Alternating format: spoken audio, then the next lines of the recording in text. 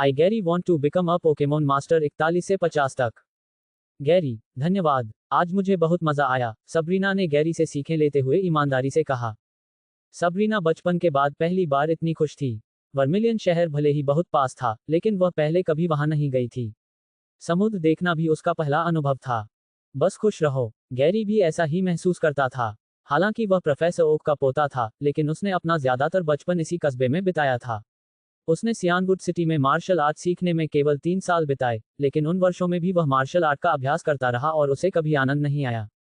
तो, आप जिम को चुनौती देने की योजना कब बना रहे हैं? सबरीना ने पूछा।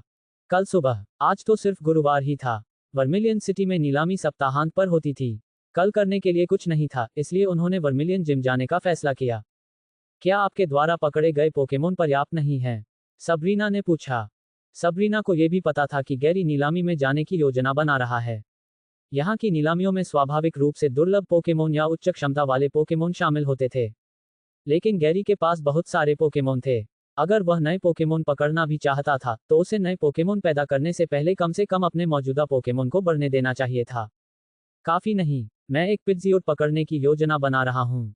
मैं देखना चाहता हूँ कि नीलामी में कोई पिज्जियोट है या नहीं, गैरी ने कहा। पिजेट, क्या इसे जंगल में नहीं पकड़ा जा सकता? सबरीना को लगा कि गैरी को दुर्लभ पोकेमोन पकड़ने की जरूरत है, लेकिन वह तो सिर्फ एक पिज्जियोट था। जंगल में ऐसे पिज्जी भी थे जो विकसित होकर पिज्जियोट बन सकते थे। जंगल में रहने वालों के बारे में भूल जाओ, गैरी ने हाथ हिलाते हुए कहा। गैरी ने जंगली इलाके से सीधे पिज्जियोट को पकड़ने के बारे में सोचा था। आखिरकार, जंगली में पलने वाले पिज्जियोट की क्षमता निश्चित रूप से बुरी नहीं होती। लेकिन पिज्जियोट एक सामाजिक प्राणी है। जब पिज्जियोटो विकसित होकर पिज्जियोट बनेगा, तो वह जंगल में राजा के रूप में राज करेगा और आसपास के पिज्जी और पिज्जियोटो की रक्षा करेगा। इस समूह में मौजूद पिज्जियोट के पकड़े जाने पर पूरा समूह बिखर सकता है, क्योंकि पिज्जियोट और फियरो स्वभाव से शत्रुतापूर्ण होते हैं। पिज्जी के पिज्जियोटो में विकसित होने के बाद, यह मूल रूप से अकेला रहेगा और फियरो द्वारा आसानी से हमला किया जा सकता है। हालांकि फियरो और स्पीरो भी कीड़े खाते हैं, वे पिज्जी पर भी हमला करेंगे। पिज्जियोटो के प्रकट होने से पहले, पिज्जी और पिज्जियोटो फियरो और स्पीरो के प्रतिद्वंद्वी बिल्कुल नहीं थे। गैरी यह बात अच्छी तरह जानता था, इसलिए वह पिज्जियोट को पकड़ने के लिए जंगल में नहीं गया। इसके अलावा, गैरी की वर्तमान ताकत को देखते हुए, अगर वह जंगल में जाता भी, तो शायद वह जंगली पिज्जियोट का मुकाबला नहीं कर पाता। आखिरकार, जंगली में विकसित होने वाला पिज्जियोट मूल रूप से 40 से ऊपर के स्तर का होता है, और पिज्जियोटो और पिज्जी के आसपास होने से, ये निश्चित नहीं है कि वह उसे हरा सकता है। सबरीना ने और सवाल नहीं पूछे। दिन भर मौज मस्ती करने के बाद, सबरीना को लगा कि कुछ नया करना अच्छा रहेगा। पहले वह दिन भर जिम में ही मानसिक शक्तियों का अभ्यास करती थी, लेकिन उसे उम्मीद नहीं थी कि बाहर भी इतनी सारी मजेदार चीजें होंगी। विस्मयादिबोधक चिन्ह। द सेकंड डे, सुबह के समय, गैरी और सबरीना वर्मिलियन जिम के प्रवेश द्वार पर पहुंचे। वर्मिलियन जिम का निर्माण आधुनिक शैली में किया गया था, जिसके अग्रभाग पर बिजली के आकार की विभिन्न सजावटें थीं। पारखी नजरों से कोई भी बता सकता था कि यह एक इलेक्ट्रिक जिम था। दूसरा, मुझे उम्मीद है कि उसे ज्यादा चोट नहीं लगी होगी।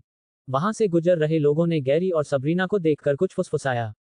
वर्मिलियन सिटी के निवासी होने के नाते, वे लेफ्टिनेंट सर्ज के व्यक्तित्व को बहुत अच्छी तरह जानते थे।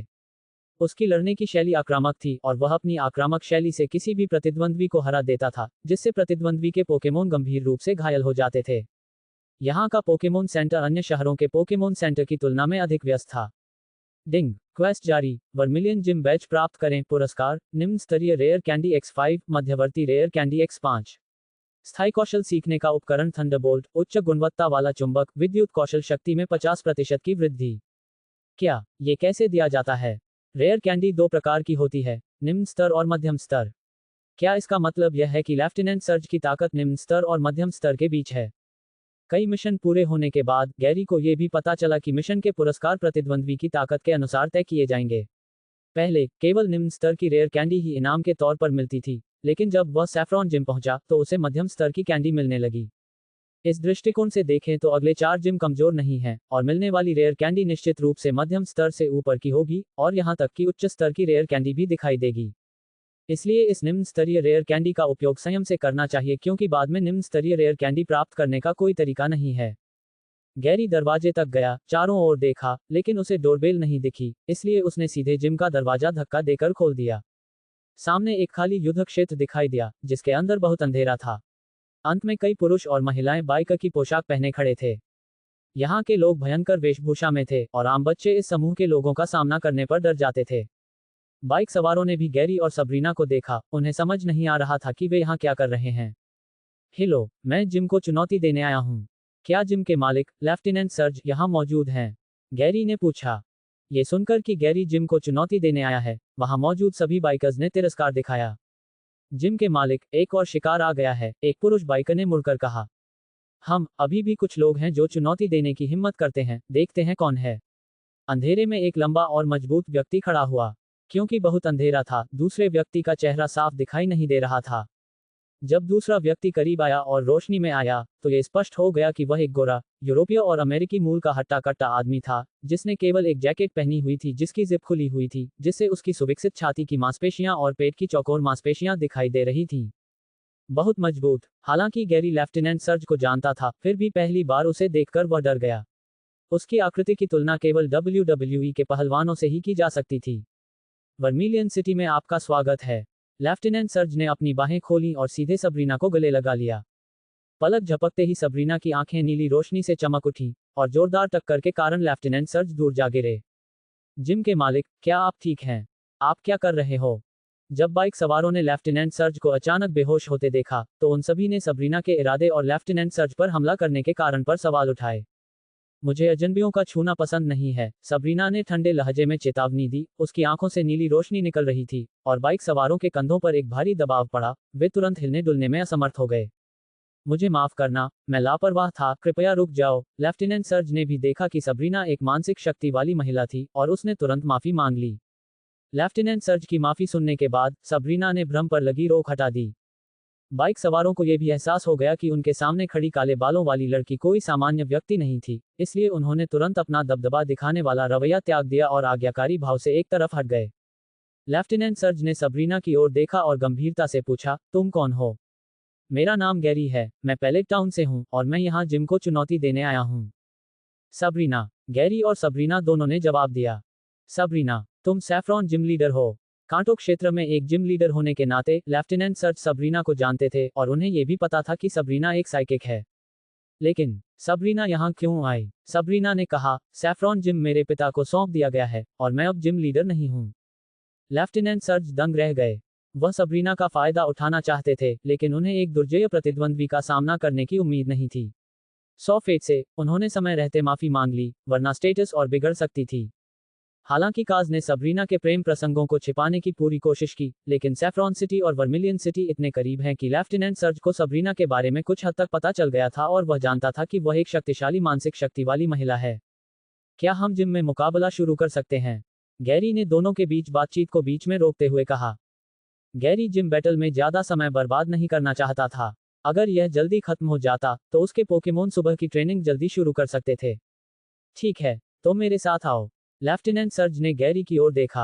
हालांकि वह बच्चा था, लेकिन वह सबरीना के साथ रह सकता था, इसलिए लेफ्टिनेंट सर्ज ने उसे कम आंकना बंद कर दिया। वे दोनों युद्ध क्षेत्र में आए और दोनों ओर कमान क्षेत्र में खड़े हो गए। वर्मिलियन जिम बहुत ही आधुनिक है। आखिरकार, इलेक्ट्रिक पोकेमोन में विशेषज्ञता रखने वाले ट्रेनर तकनीकी रूप से काफी जानकार होते हैं, इसलिए उनके द्वारा बनाए गए जिम स्वाभाविक रूप से बहुत आधुनिक होते हैं। रेफरी एक बुद्धिमान प्रबंधक सिस्टम है।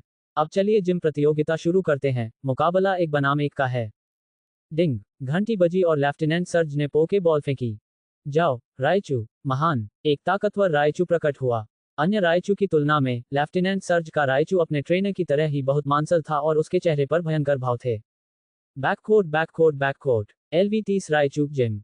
बैककोर्ट बैककोर्ट बैककोर्ट। लेफ्टिनेंट सर्ज के रायचू में अच्छी क्षमता है, लेकिन उसका स्तर बहुत ऊंचा नहीं है। स्किज़ोर, मैं इसे तुम्हारे भरोसे छोड़ता हूँ। गैरी ने पोके बॉल फेंकी। महान, शिज़ो, लाल कवच पहने स्किज़ोर प्रकट हुआ। ये बच्चा वाकई कमाल का है। लेफ्टिनेंट सर्ज स्वाभाविक रूप से पोकेमोन स्किज़ोर को जानते थे। अकेले स्किज़ोर का होना ही यहाँ चुनौती देने आए अधिकांश ट्रेनर से कहीं अधिक शक्तिशाली था। खेल शुरू होता है। धत्तेरे की, खतरे की घंटी बज उठी। युद्ध शुरू होने ही वाला था। बिजली की गड़गड़ाहट, त्वरित हमले। दोनों पक्षों ने एक ही समय पर आदेश जारी किए। रायचू के गालों से चिंगारियां निकलीं और उसने झट से एक लेजर छोड़ी। सिज़ोर ने अपनी क्विक अटैक स्किल का इस्तेमाल करके स्पीड बढ़ाई और आसानी से बिजली से बच गया। वह रायचू के सामने आया और उसे नॉकआउट कर दिया। गड़गड़ाहट। रायचू, जो बेहोश हो गया था, बिल्कुल आश्वस्त नहीं था। पीछे की ओर उड़ते हुए उसके शरीर से चिंगारियां निकली और उसने एक सुनहरा वज्रपात किया। दोहरा दल। स्किज़ोर ने तुरंत डबल टीम का इस्तेमाल किया, जिससे थंडरबोल्ट चूक गया और क्लोनों ने रायचू को घेर लिया। Fury cutter. गैरी ने हमला जारी रखा। स्किज़ोर और उसके क्लोन तेजी से रायचू की ओर बढ़े, उनके विशाल पंजे कीट ऊर्जा से लिपटे हुए थे। थंडर शॉक को छिटपुट तरीके से छोड़ो, लेफ्टिनेंट सर्ज ने तुरंत चिल्लाकर कहा। गड़गड़ाहट। रायचू को इस बात की परवाह नहीं थी कि असली कौन है, और उसके शरीर से अनगिनत अराजक विद्युत धाराएं निकलीं। विद्युत धाराएं बाहर की ओर फैल गईं और तुरंत ही क्लोनों को तितर-बितर कर दिया। केवल स्किज़ोर ने ही अपने विशाल पंजों का इस्तेमाल करके थंडर शॉक को रोका। स्किज़ोर ने अपना एक पैर जमीन पर रखा और उसके शरीर में प्रवाहित होने वाली धारा स्टील के कवच के साथ जमीन में समा गई, जिससे वह थंडर शॉक के नुकसान से सफलतापूर्वक बच गया। क्या ये? लेफ्टिनेंट सर्ज हैरान रह गए। हालांकि स्टील पोकेमोन इलेक्ट्रिक स्किल्स से नहीं डरते, लेकिन चूंकि उनका पूरा शरीर धातु का बना होता है, इसलिए इलेक्ट्रिक स्किल्स उन्हें आसानी से लकवाग्रस्त कर सकती हैं। लेकिन स्किज़ोर के इस मूव ने थंडर शॉक से होने वाले नुकसान से खुद को बचा लिया। ये चाल गैरी ने स्वाभाविक रूप से पिकाचू से सीखी थी, और गैरी ने भी इसे स्वाभाविक रूप से सीखकर इस्तेमाल करना शुरू कर दिया। स्टील पोकेमोन इलेक्ट्रिक पोकेमोन का सामना करते समय इलेक्ट्रिक स्किल्स से निपटने के लिए इस चाल का उपयोग कर सकते हैं। इस चाल को एक तरह से बिजली के झटके से बचाने वाला यंत्र माना जा सकता है, लेकिन ये सभी विद्युत कौशलों से सुरक्षित नहीं है। यदि प्रतिद्वंद्वी द्वारा छोड़े गए विद्युत कौशल काफी शक्तिशाली हैं, तो उन्हें चोट लग सकती है। रायचू, थंडरबोल्ट का इस्तेमाल करो। लेफ्टिनेंट सर्ज ने भी ये देखा और तुरंत आदेश दिया। क्विक अटैक के पास आते ही बुलेट पंच का इस्तेमाल करो। गैरी ने तुरंत आदेश दिया। वूश। स्किज़ोर और रायचू के बीच से एक लाल बत्ती गुजरी। स्किज़ोर रायचू के सामने प्रकट हुआ, उसके पंजे चांदी की तरह चमक रहे थे, और उसने रायचू पर बुलेट पंच से हमला किया, जिससे वह दूर जा गिरा। इलेक्ट्रिक पोकेमोन स्टील स्किल्स के प्रति अत्यधिक प्रतिरोधी होते हैं, लेकिन बुलेट पंच स्किल उच्च कॉम्बो के मामले में बेहतर है, जो कम समय में 1 दर्जन से अधिक पंच मार सकता है। अगर आप पर्याप्त अभ्यास करें तो आप कुछ ही सेकंड में दर्जनों मुक्के मार सकते हैं। भले ही बिजली की आपूर्ति कम हो, लेकिन अगर आप इसे बार बार करते हैं तो इससे काफी नुकसान हो सकता है। इसके अलावा स्किज़ोर के पास टेक्नीशियन एबिलिटी है, और एट्रीब्यूट बोनस के साथ केवल 40 की शक्ति वाले बुलेट पंच को 80 तक बढ़ाया जा सकता है। कौशल शक्ति के संदर्भ में 80 की शक्ति वाला कौशल बुरा नहीं है, और ये तरंग कौशल की उच्चतम सीमा तक पहुंच गया है। गड़गड़ाहट। महज 3 राउंड में ही रायचू बुरी तरह घायल हो गया है और बेहोश होने की कगार पर है। बुलेट पंच। गैरी ने भी बेरहमी से पीछा किया और हमला किया। लेफ्टिनेंट सर्ज और रायचू को स्टेटस पलटने का कोई मौका नहीं दिया। तो चलिए आमने सामने की लड़ाई लड़ते हैं। मेगा पंच। लेफ्टिनेंट सर्ज ने भी देखा कि स्किज़ोर के खिलाफ बिजली की शक्तियां बेकार थीं, इसलिए उसे सीधे मुकाबले में ही लड़ना पड़ा।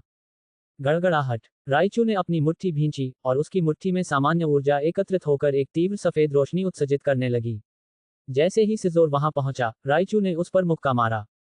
टकराना। दोनों पक्षों के बीच लड़ाई हुई और मुकाबला बराबरी का था, जिससे ये साबित हुआ कि रायचू की मांसपेशियां सिर्फ दिखावे के लिए नहीं थीं।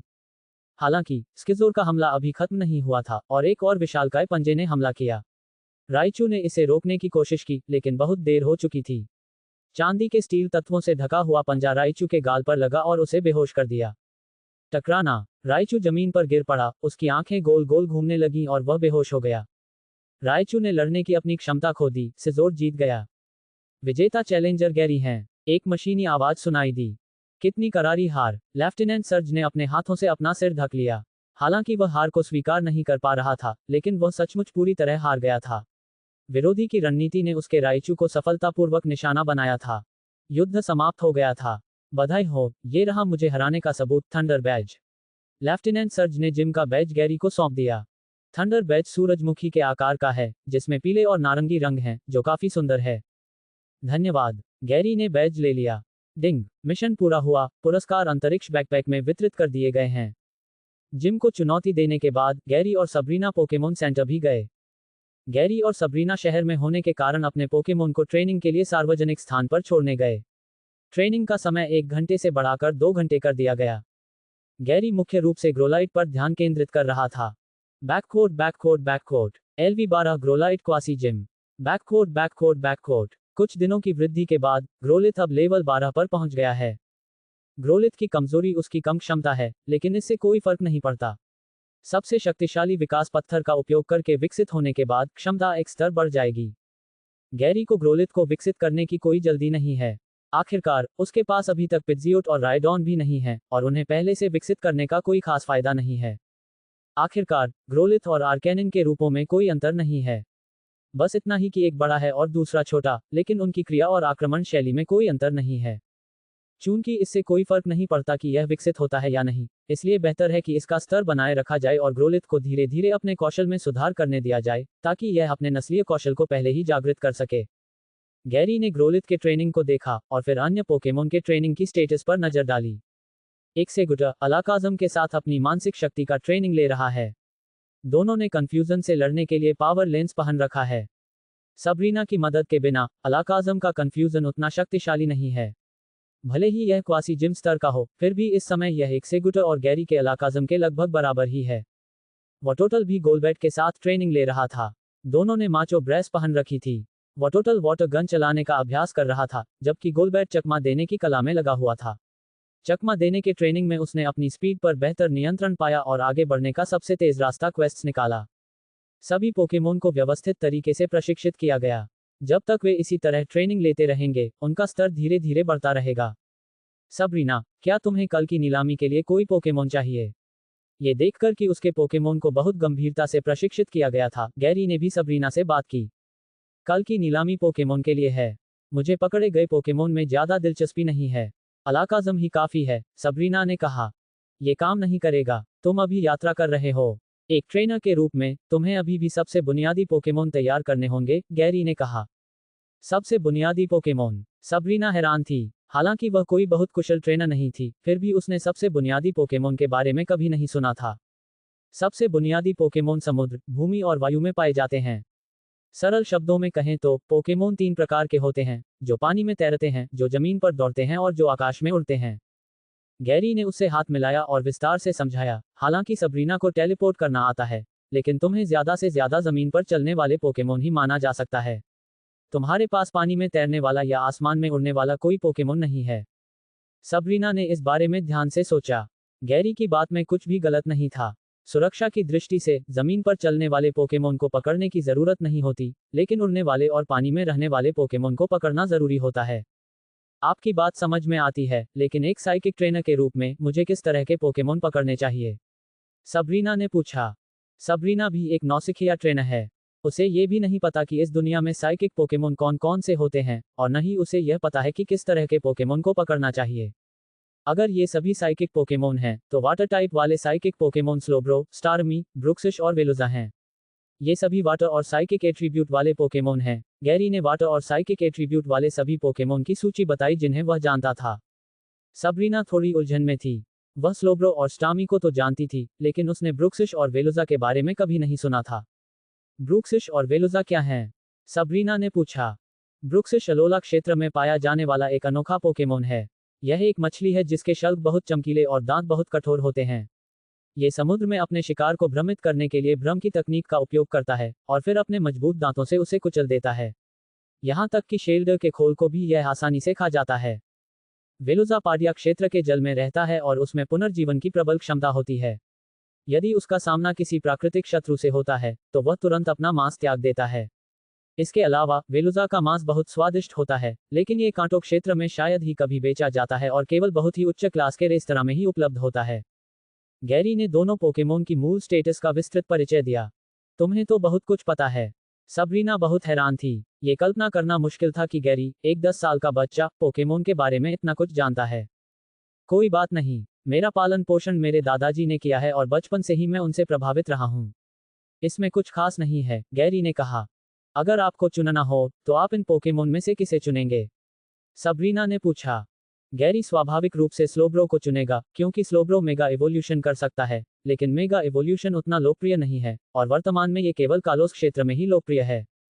कांटो क्षेत्र में ऐसे ट्रेनर भी हैं जिनके पास मेगा एवोल्यूशन आइटम है, लेकिन कांटो क्षेत्र में प्रतियोगिताओं में उनका उपयोग करने की अनुमति नहीं है। अगर मैं होता, तो मैं स्लोब्रो को चुनता, गैरी ने कहा। ठीक है, तो मैं एक स्लोपोक पकड़ने जाती हूँ।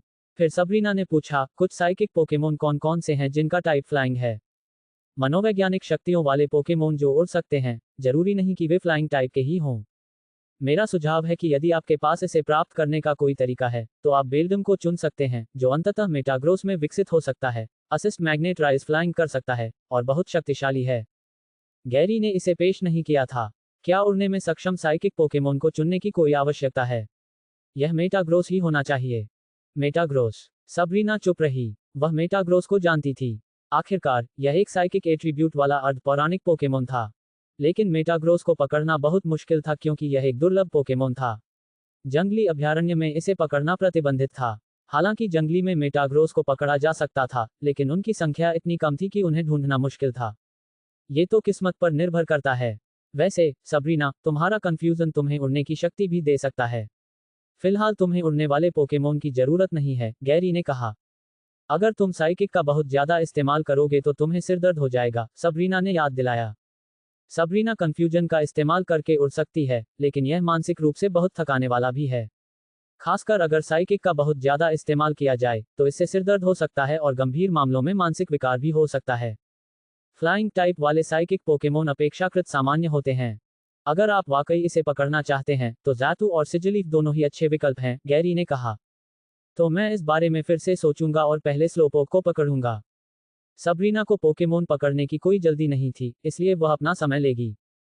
खैर, वह पहले एक स्लोपोक को पकड़ेगी। हाँ, लगता है वर्मिलियन सिटी के पास समुद्र तट पर एक स्लोपोक है। क्या तुम आज दोपहर जाकर देखना चाहोगे? गैरी ने पूछा। जब स्लोपोक विकास के स्तर पर पहुंच जाता है तो वह समुद्र तट पर दौड़कर जाएगा और शेल्डर को पकड़ने के लिए अपनी पूंछ का उपयोग करेगा। शेल्डर द्वारा उसकी पूंछ को काटने का इंतजार करेगा, जिससे न्यूरोटॉक्सिन इंजेक्ट हो जाएगा और फिर वह स्लोब्रो में विकसित हो सकता है। ठीक है, मैं आज दोपहर जाकर देख लूंगी। सबरीना ने भी जाकर देखने की योजना बनाई, क्योंकि दूरी वैसे भी ज्यादा नहीं थी। हालांकि सबरीना की ब्रीडर पोकेमोन के लिए भी कुछ शर्तें थीं। समुद्र तट पर मौजूद स्लोपोक के समूह में सभी की क्षमता सामान्य थी और उनमें से केवल एक में जिम बनने की क्षमता थी, जो सबरीना को पसंद नहीं थी, इसलिए उसने बाद में उसकी तलाश करने की योजना बनाई। वर्मिलियन सिटी, रात, water flow auction house. Gary और सबरीना नीलामी घर पहुंचे। क्योंकि नीलामी घर अपेक्षाकृत उच्च स्तरीय है, इसलिए नीलामी में भाग लेने के इच्छुक लोगों को प्रवेश टिकट खरीदने के लिए काफी बड़ी रकम खर्च करनी पड़ती है। एक प्रवेश टिकट की कीमत 20,000 येन है, जो सीधे तौर पर उन लोगों को मनोरंजन में शामिल होने से रोकता है जिनके पास पैसे नहीं हैं। इस नीलामी में कुल 10 पोकेमोन शामिल होंगे और ये सभी अज्ञात हैं। केवल इतना ही ज्ञात है कि इन 10 पोकेमोन की क्षमता जिम स्तर से कम नहीं होगी। यही एकमात्र सार्वजनिक जानकारी है। नीलामी में दुर्लभ पोकेमोन के लिए बोली लगाने की इच्छा को भूल जाए।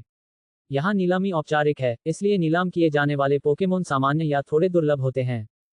3 स्टार्टर पोकेमोन और साइथर जैसे दुर्लभ पोकेमोन, या यहाँ तक कि लैप्रास, जो अलोला क्षेत्र में आम है, कांटो क्षेत्र में अभी भी दुर्लभ माने जाते हैं और उनकी बिक्री प्रतिबंधित है।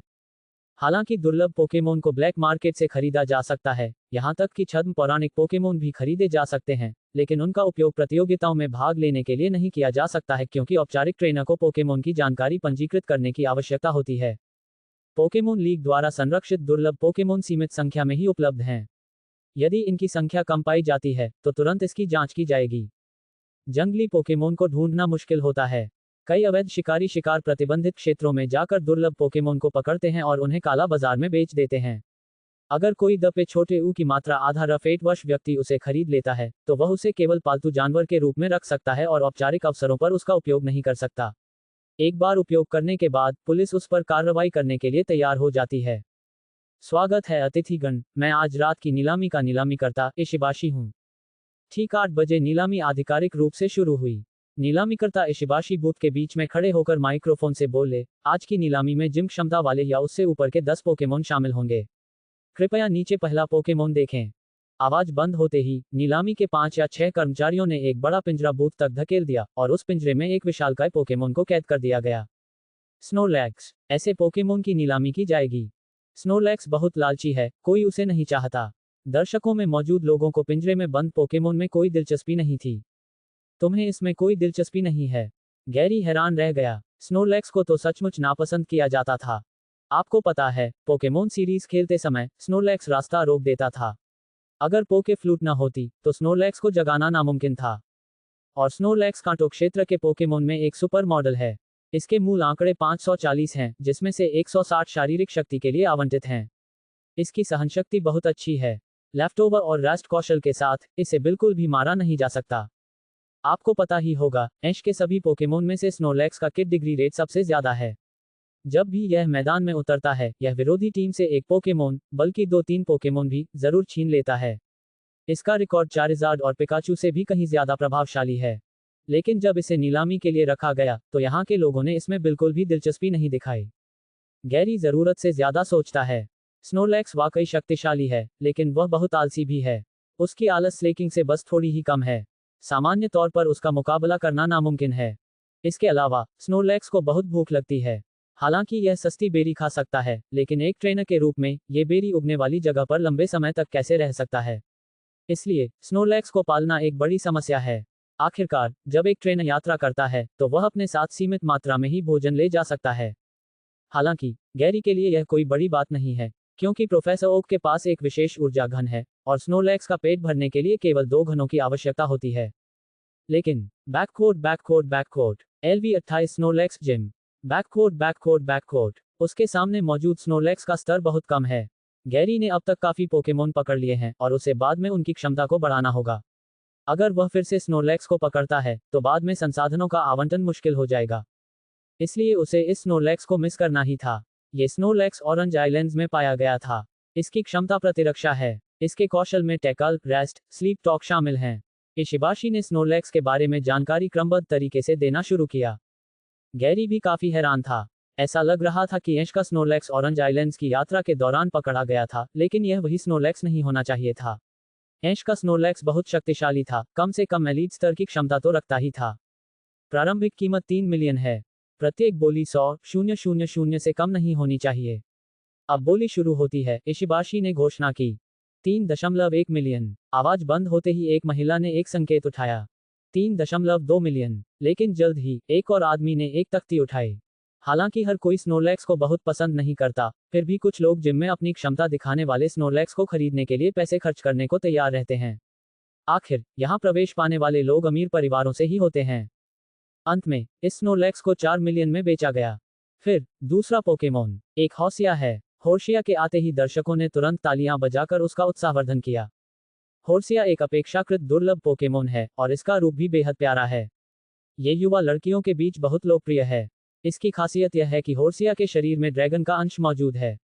सिएड्रा में विकसित होने के बाद ये ड्रैगन स्केल का उपयोग करके ड्रैगन टाइप के किंगड्रा में विकसित हो सकता है।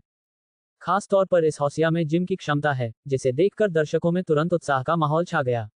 कुछ ही मिनटों में बोली 5 मिलियन तक पहुंच गई और अंत में ये 6.8 मिलियन में बिक गया। जिन पोकेमोन को बाद में नीलामी के लिए पेश किया गया वे भी बहुत ही साधारण थे, जैसे कि निडोरान, टोटोडाइल, टेडियसा, शेल्डर, ऑडिश, जिगज़ैगून, बिडूफ और शिंक्स।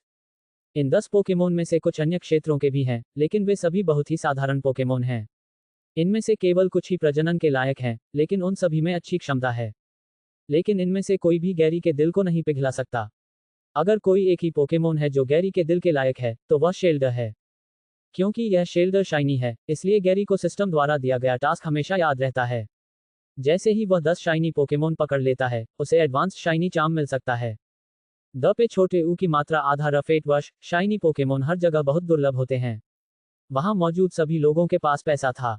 जब शेल्डर की नीलामी हुई तो कीमत तुरंत 8 अंकों तक पहुंच गई, जिससे गैरी का हौसला पस्त हो गया। आखिरकार शाइनी पोकेमोन दिखने में तो एक ही प्रजाति के पोकेमोन से अलग होते हैं, बाकी किसी भी पहलू में कोई बदलाव नहीं होता। अगर कीमत 8 अंकों के अंदर है तो गैरी इसे खरीदने को तैयार है। लेकिन अगर कीमत 8 अंकों से ज्यादा है तो जिम में अच्छा प्रदर्शन करने की क्षमता रखने वाले शेल्डर को खरीदना बहुत बड़ा नुकसान होगा। अफसोस की बात है कि आज नीलाम किए गए पोकेमोन में वो गुण नहीं है जिनकी हमें जरूरत है, सबरीना ने खेद व्यक्त करते हुए कहा। वह ये भी देखना चाहती थी कि क्या नीलामी में कोई ऐसा स्लोपोक है जिसमें जिम में शामिल होने की क्षमता हो, लेकिन दुर्फते से ऐसा कोई नहीं था।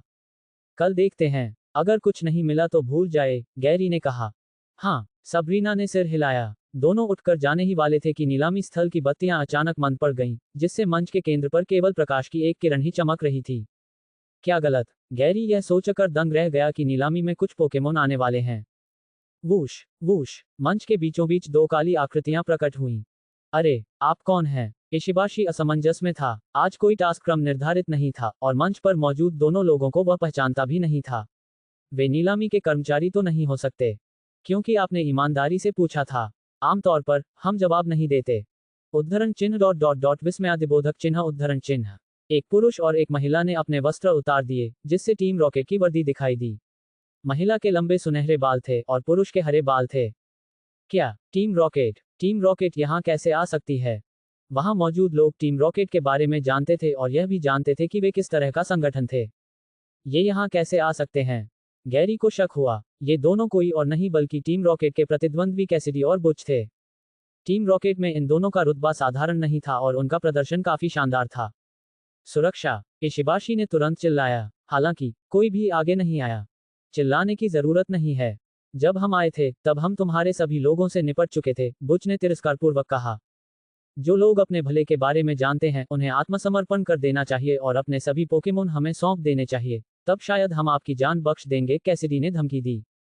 उसके बाद टीम रॉकेट के कुछ गुंडे रॉकेट लॉन्चर और मशीन गन लेकर अंदर घुस आए। इस बार सिर्फ कैसिडी और बुच ही नहीं थे, टीम रॉकेट के अन्य सदस्य भी मौजूद थे। देखते ही देखते हॉल में मौजूद लोग घबरा गए। उनके पास पैसा तो था लेकिन उनमें से कोई भी ट्रेनर नहीं था। उनके पास पोकेमोन तो थे लेकिन इन हथियारों का सामना करने के लिए वे उतने ताकतवर नहीं थे। आखिरकार धनी ट्रेनर को नीलामी में मौजूद पोकेमोन की परवाह नहीं होगी और कम धनी ट्रेनर ऐसी उच्चस्तरीय जगह में प्रवेश नहीं कर सकते, इसलिए वे कुछ समय के लिए असहाय शिकार बनकर ही रह सकते हैं। सबरीना, यहाँ कितने लोग हैं? गैरी ने पूछा। कुल 12 लोग, सबरीना ने जवाब दिया। सबरीना एक मानसिक शक्ति संपन्न होने के कारण उसकी बोध शक्ति बहुत तीव्र थी।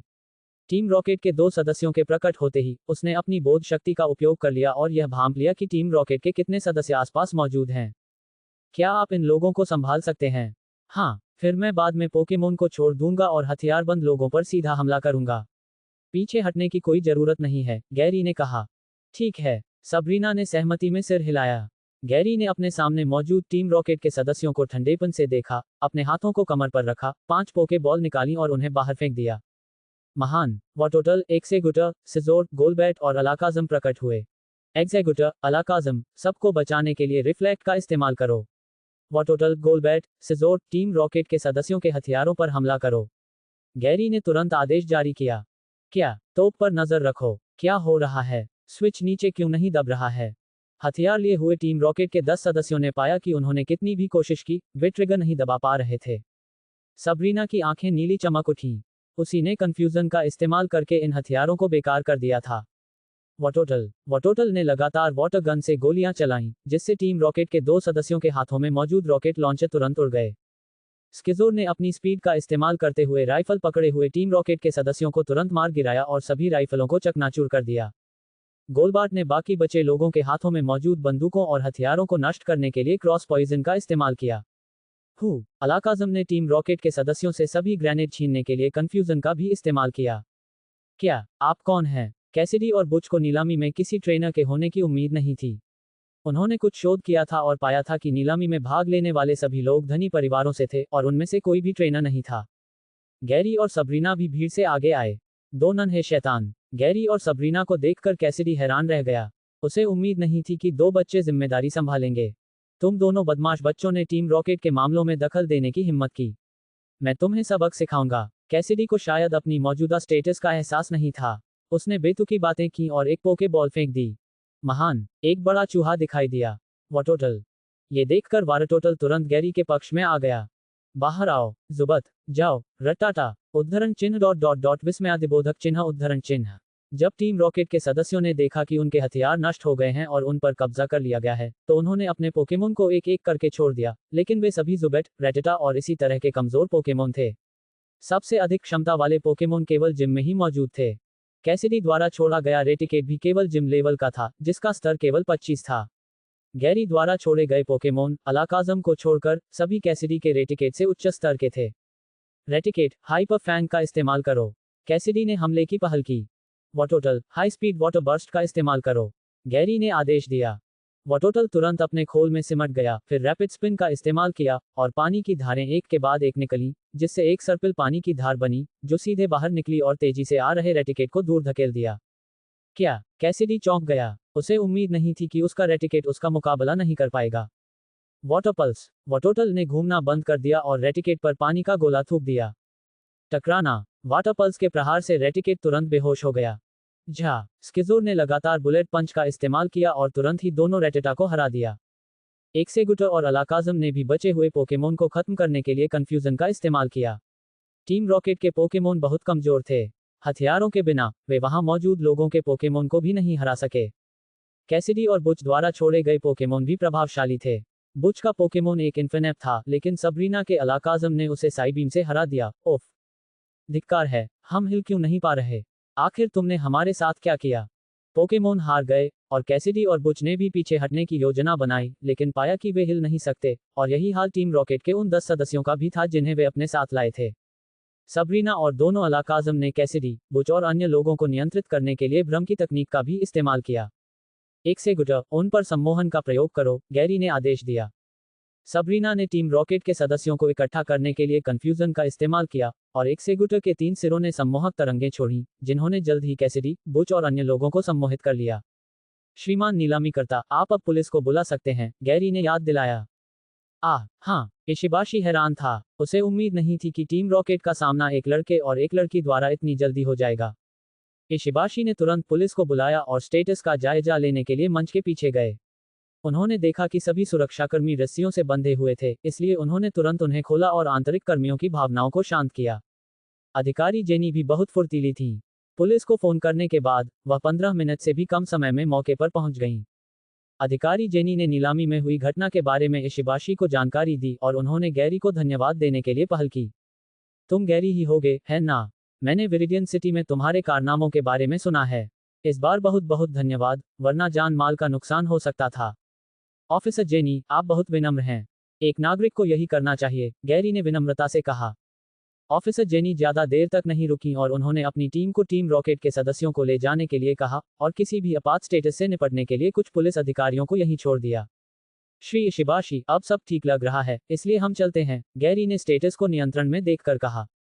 आखिरकार, उसे वह पोकेमोन नहीं मिला जिसकी उसे तलाश थी। उसकी यात्रा न केवल व्यर्थ गई, बल्कि उसे टीम रॉकेट की छोटी मोटी मुसीबत का भी सामना करना पड़ा। कृपया रुकिए, इशिबाशी ने उन दोनों को रोकते हुए कहा, आप दोनों ने नीलामी में हमारी बहुत मदद की है, और मैंने अभी तक आपको धन्यवाद नहीं दिया है। गैरी और सबरीना दंग रह गए।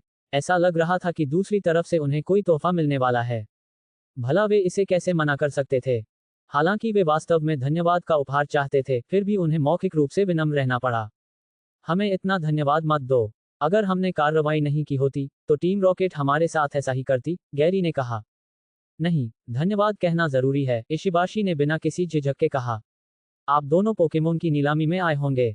आप मुझे बता सकते हैं कि आपको किस तरह का पोकेमोन चाहिए? ये धन्यवाद का उपहार होगा। गैरी और सबरीना ने एक दूसरे की तरफ देखा। उन्हें नीलामी में मुफ्त में पोकेमोन मिलने की उम्मीद नहीं थी। चूंकि यह एक पोकेमोन है, इसलिए मैं संकोच नहीं करूंगा, श्रीमान इशिबाशी। मुझे जिम में प्रदर्शन करने की क्षमता वाला पिज्जी या पिज्जियोटो चाहिए, गैरी ने कहा। सबरीना ने कहा, मुझे एक स्लोपोक चाहिए, जिसमें जिम में प्रदर्शन करने की क्षमता हो या उससे भी अधिक। पिज्जी और स्लोपोक। इशिबाशी को लगा कि कहीं उसने गलत तो नहीं सुन लिया। वह बहुत सारा पैसा खर्च करने वाला था, लेकिन गैरी और सबरीना जो पोकेमोन चाहते थे, वे तो बहुत ही साधारण थे। कोई सवाल? गैरी ने पूछा। हालांकि गैरी जिस पोकेमोन को चाहता था, वह इस नीलामी में उपलब्ध नहीं था, लेकिन इससे पता चलता है कि इस नीलामी घर की क्षमता कम नहीं है। वह जिस पोकेमोन को चाहता था, वह कोई दुर्लभ पोकेमोन नहीं था, इसलिए उसे पेश किया जा सकता था। कोई बात नहीं, बस आपको जो पोकेमोन चाहिए वो बहुत आम है। आप उनकी दुर्लभता बढ़ा सकते हैं। मैं उन्हें यहीं ढूंढ सकता हूं, इशिबाशी ने कहा। दुर्लभता बढ़ाओ, फिर बेल्डम, सबरीना ने कहा। मिस सबरीना, ऐसी बेवकूफ़ी मत कीजिए। बेल्डम एक ऐसा पोकेमोन है जिसे बेचना मना है। हमारी नीलामी औपचारिक है, इशिबाशी ने शर्मिंदा होकर कहा। मैंने आपको दुर्लभता को थोड़ा बढ़ाने की अनुमति दी, लेकिन मैंने आपको इसे छद्म पौराणिक स्तर तक बढ़ाने की अनुमति नहीं दी। फिर स्लोपोक, सबरीना ने कहा। ठीक है, बस इतना ही। मैं अधिक क्षमता वाले किसी व्यक्ति को क्वेस्ट्सने की कोशिश करूंगा, इशिबाशी ने कहा। तो श्रीमान इशिबाशी, आप पोकेमोन कब ला सकते हैं? गैरी ने पूछा। मैं अन्य स्थानों पर नीलामी करने वालों से पूछूंगा। पहले अपना फोन नंबर छोड़ दें। जब मुझे वह मिल जाएगा, तो मैं आपको सूचित कर दूंगा, श्री गैरी, इशिबाशी ने कहा। ठीक है। फिर दोनों ने एक दूसरे के फोन नंबर एक्सचेंज किए और गैरी और सबरीना नीलामी स्थल से चले गए। शुरू में उन्होंने शनिवार और रविवार को वर्मिलियन सिटी में रुकने की योजना बनाई थी, लेकिन अब जब पिज्जियोटो की समस्या हल हो गई है, तो गैरी ने अगले शहर, सेलाडॉन सिटी जाने का फैसला किया है। योजक चिन्ह, योजक चिन्ह, योजक चिन्ह। अगली सुबह तड़के, गैरी और सबरीना अपनी माउंटेन बाइक पर सवार होकर रूट 6 की ओर बढ़े, जो सैफ्रॉन सिटी वापस जाने का भी रास्ता है, लेकिन बीच में एक मोड़ है। गैरी और सबरीना ने नजदीकी चौराहे से सेलाडॉन शहर जाने की योजना बनाई, और वे स्टोन ब्रिज टाउन नामक एक छोटे से कस्बे से होकर गुजरेंगे, जहां एक जिम भी है। कांटो क्षेत्र में लीग द्वारा मान्यता प्राप्त 8 से अधिक जिम हैं। मूल कथानक में, जब ऐश ने 7 बैज एकत्र किए, तब गैरी ने 10 बैज एकत्र किए थे। इसके अलावा ये 10 बैज ऐश द्वारा एकत्रित किए गए केवल 3 बैजों के साथ ओवरलैप करते हैं और शेष 7 बैज ऐसे जिम हैं जो एनिमेशन में दिखाई नहीं दिए हैं। गैरी कुछ और बैज इकट्ठा करने की भी योजना बना रहा है, मुख्य रूप से सिस्टम के तस्कों को पूरा करने के उद्देश्य से, क्योंकि सेरुलियन जिम को चुनौती देने से सिस्टम द्वारा जारी किए गए टास्क सक्रिय हो जाएंगे। तो फिर बाकी जिम ठीक ही होंगे। यह असंभव है कि उन जिम लीडरों की ताकत सेरुलियन जिम जितनी अच्छी न हो। इसके अलावा पोकेमोन लीग द्वारा निर्धारित नियमों के अनुसार एक क्षेत्र में अधिकतम 18 ही मान्यता प्राप्त जिम हो सकते हैं। जब तक आप 8 बैच प्राप्त कर लेते हैं, तब तक आप उस क्षेत्र में आयोजित लीग सम्मेलन में भाग ले सकते हैं। हालांकि कांटो क्षेत्र में अभी तक 18 जिम नहीं हैं। उदाहरण के लिए, डार्क सिटी में 2 निजी जिम हैं, जो आधिकारिक जिमों के कोटे के लिए प्रतिस्पर्धा कर रहे हैं। Stone bridge town vermilion city से ज्यादा दूर नहीं है। गैरी और सबरीना शाम ढलते ही वहां पहुंचे। गैरी ने स्टोन ब्रिज जिम को चुनौती देने में जल्दबाजी नहीं की। अगले दिन वह सार्वजनिक ट्रेनिंग मैदान में कुछ ट्रेनर से मिलने और स्टोन ब्रिज शहर की स्टेटस के बारे में पूछताछ करने गया। कस्बे के लोगों से उसे पता चला कि स्टोन ब्रिज जिम का मालिक ईमू है, जो नॉर्मल टाइप पोकेमोन का इस्तेमाल करता है और बहुत ताकतवर है। कम से कम कस्बे के ट्रेनर ईमू के प्रतिद्वंदी नहीं हैं। सामान्य प्रकार का, ये काफी दुर्लभ है। सामान्य प्रकार के जिम बहुत कम है क्योंकि सामान्य प्रकार के जिम में एट्रीब्यूटों के मामले में कोई लाभ नहीं होता है, इसलिए प्रत्येक क्षेत्र में अपेक्षाकृत कम सामान्य प्रकार के जिम खोले जाते हैं। हालांकि जब तक नॉर्मल टाइप पोकेमोन का जिम मौजूद है, तब तक जिम लीडर काफी मजबूत होता है क्योंकि नॉर्मल टाइप पोकेमोन में कमजोरियां कम होती हैं, इसलिए उनकी ताकत काफी संतुलित होती है। नॉर्मल टाइप पोकेमोन की बात करें तो गैरी के पास तो एक भी नॉर्मल टाइप पोकेमोन नहीं है।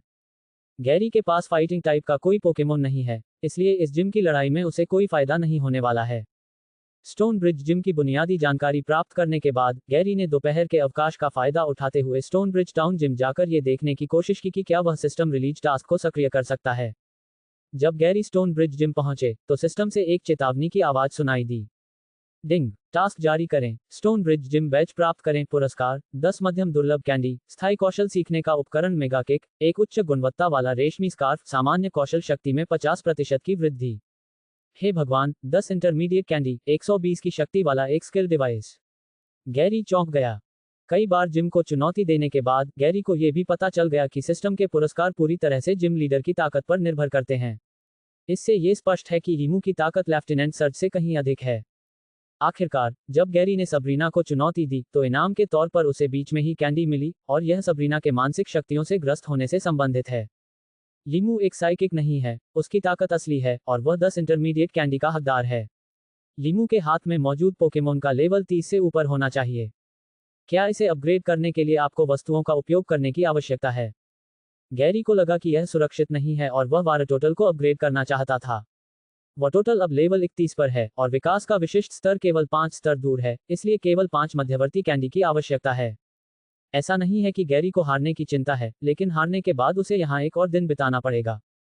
वाटोटल, बाहर आओ। गैरी ने इस बारे में सोचा और वाटोटल को विकसित होने देने का फैसला किया, जो कि अधिक सुरक्षित होगा। वाटोटल ने चारों ओर देखा, पाया कि वहां कोई प्रतिद्वंद्वी नहीं था और सभी लोग जा चुके थे, और उसे तुरंत कुछ समझ आ गया। अरे, मुझे तुम्हारी ताकत बढ़ाने दो, गैरी ने कहा। वाटोटल तुरंत खुश हो गया। जब उसने देखा कि स्किज़ोर अचानक इतना शक्तिशाली हो गया है, तो उसे ईर्ष्या हुई। उसे उम्मीद नहीं थी कि वह इतनी जल्दी इतना शक्तिशाली हो सकता है। चलो, मैं पूरी तरह से तैयार हूँ। गैरी मुस्कुराया, वाटोटल के सिर पर हाथ रखा और सीधे 5 इंटरमीडिएट रेयर कैंडी का इस्तेमाल किया।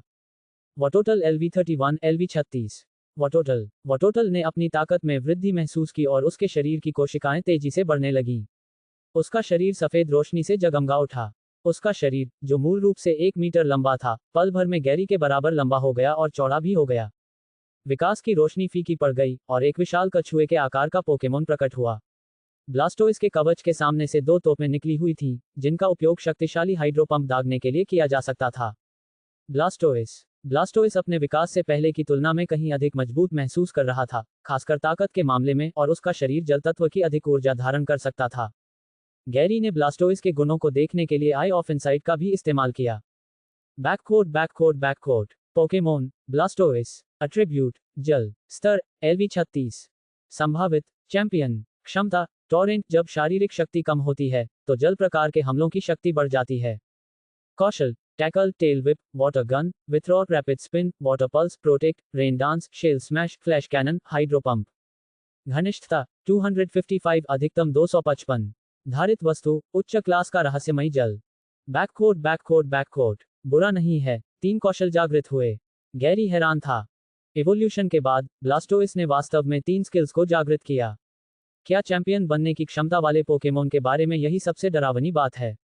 वोटोटल का स्तर बढ़ने पर शेल स्मैश कौशल सक्रिय हो जाना चाहिए था। ब्लास्टोइस में विकसित होने पर केवल फ्लैश कैनन और हाइड्रो पंप ही सक्रिय होते हैं।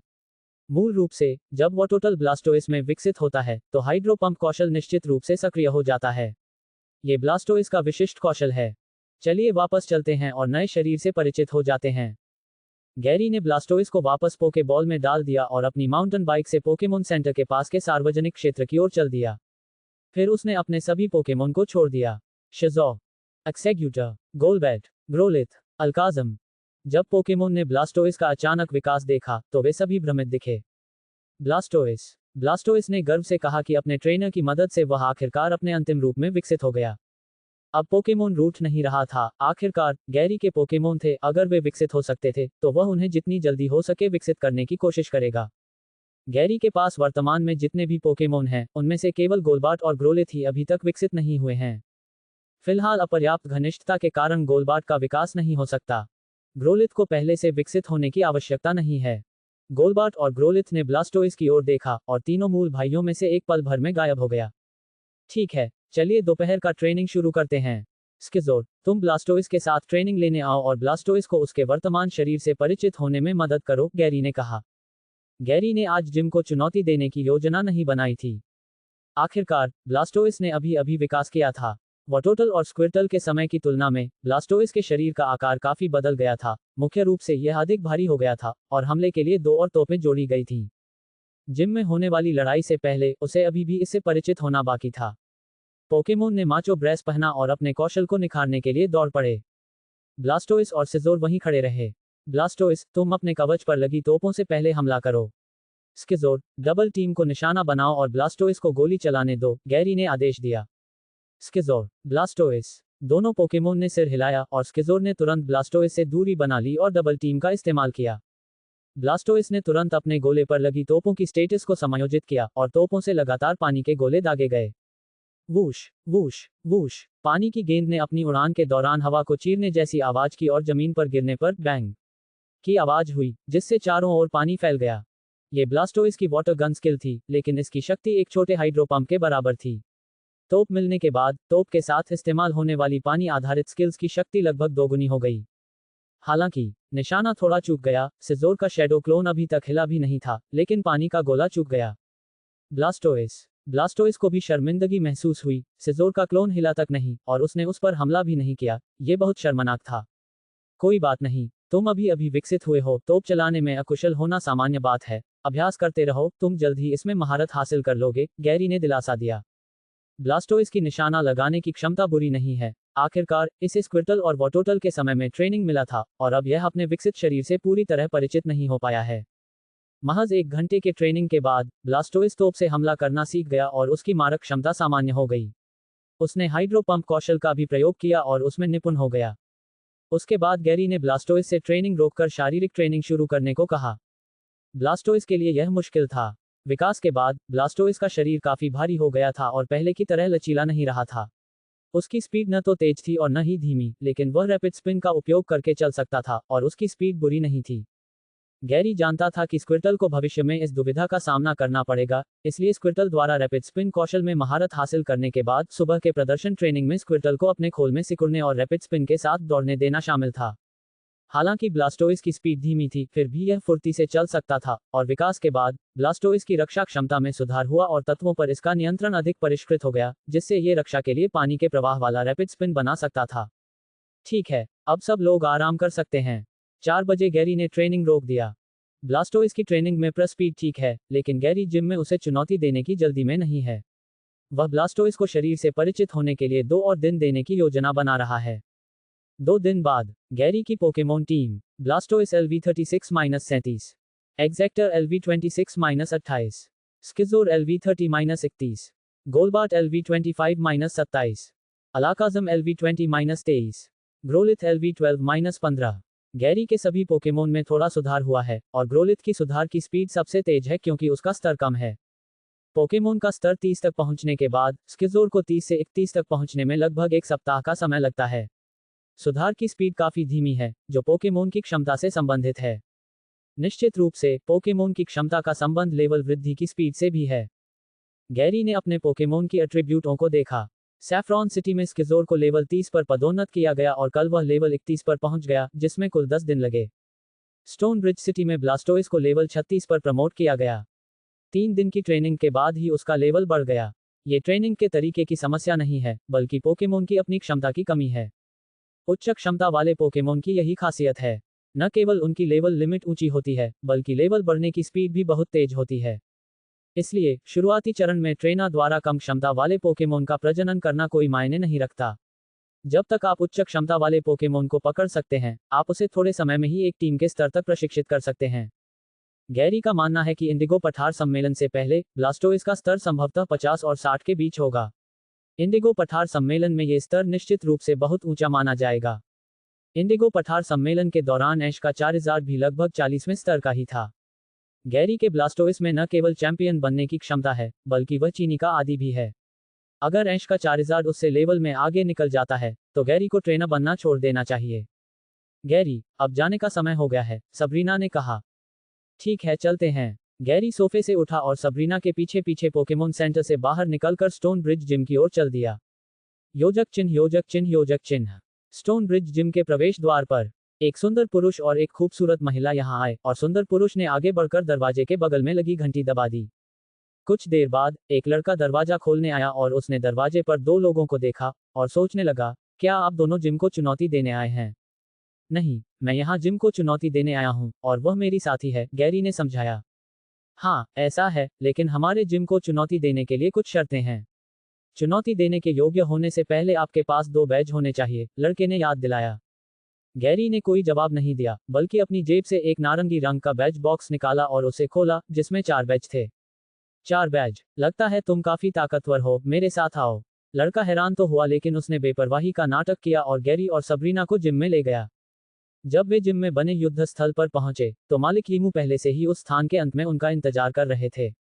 लीमू एक अधेड़ उम्र का युवक था, जिसके बाल काले थे, लंबाई लगभग 1.75 मीटर थी। वह न मोटा था न पतला, और देखने में बिल्कुल साधारण लगता था। वह ऐसा व्यक्ति था जिसे भीड़ में पहचानना मुश्किल होता। गुरुजी, कोई जिम को चुनौती देने आया है, लड़के ने चिल्लाकर कहा। लीमू ने अपना सिर उठाया और गैरी और सबरीना की ओर देखा। उसे यह नहीं पता था कि वे दोनों चुनौती देने आए हैं या उनमें से कोई एक। गुरुजी, ये चुनौती देने वाला है, और यह उसकी साथी है, लड़के ने लीमू की उलझन को देखकर समझाया। लीमू ने गैरी की ओर देखा और कहा, मैं लीमू हूँ, स्टोन ब्रिज का जिम लीडर। पैलेट टाउन से गैरी। तो मैं जिम प्रतियोगिता के नियम बताता हूँ। इसमें 2 पोकेमोन का इस्तेमाल किया जा सकता है, और चुनौती देने वाले को पोकेमोन बदलने का अधिकार है। क्या आप समझ गए? लीमू ने बताया। समझ गया। लीमू कमांड एरिया की ओर चले और अपने शिष्य को आंख मारी। लड़का तुरंत समझ गया और रेफरी बनने के लिए तेजी से रेफरी क्षेत्र की ओर बढ़ा और घोषणा की, जिम प्रतियोगिता अब शुरू होगी। दोनों पक्ष 2-2 पोकेमोन का उपयोग कर सकते हैं। कृपया जिम लीडर लीमू से पहले पोकेमोन छोड़ने का अनुरोध करें। लीमू चुप रहा, उसने अपनी जेब से एक पोके बॉल निकाली और उसे बाहर फेंक दिया।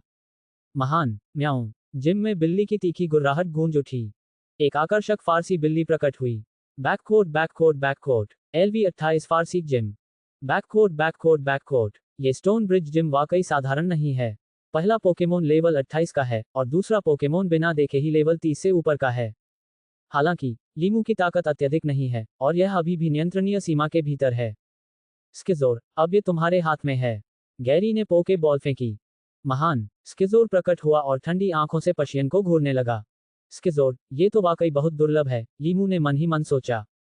आखिर लीमू के जिम में चुनौती देने के लिए 3 बैच की आवश्यकता होती है। आमतौर पर जो ट्रेनर इसे चुनौती देते थे, उनके पोकेमोन शायद ही कभी अंतिम रूप में विकसित हो पाते थे। डबल टीम का इस्तेमाल करो और फिर बुलेट पंच से हमला करो, गैरी ने आदेश दिया। शिज़ो, एक के बाद एक स्किज़ोर के क्लोन दिखाई दिए, अगल बगल खड़े हुए, और फिर सभी पशियन की ओर दौड़ पड़े।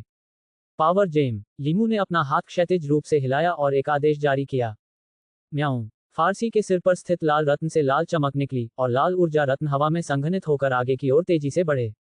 धत धत धत। ऊर्जा रत्न ने स्किज़ोर के सभी क्लोनों को सफलतापूर्वक नष्ट कर दिया, लेकिन स्किज़ोर खुद ऊर्जा रत्नों से नहीं डरा।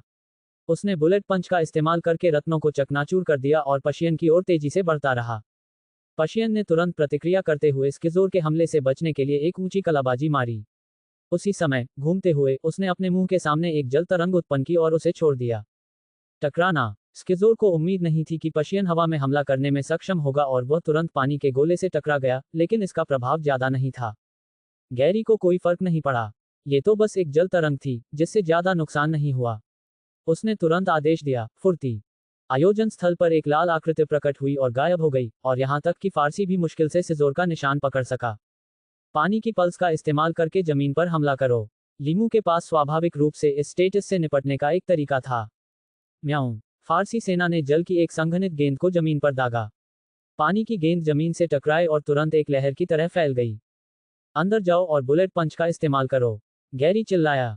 वूश। मैदान पर लाल आकृति सीधे पशियन की ओर दौड़ी।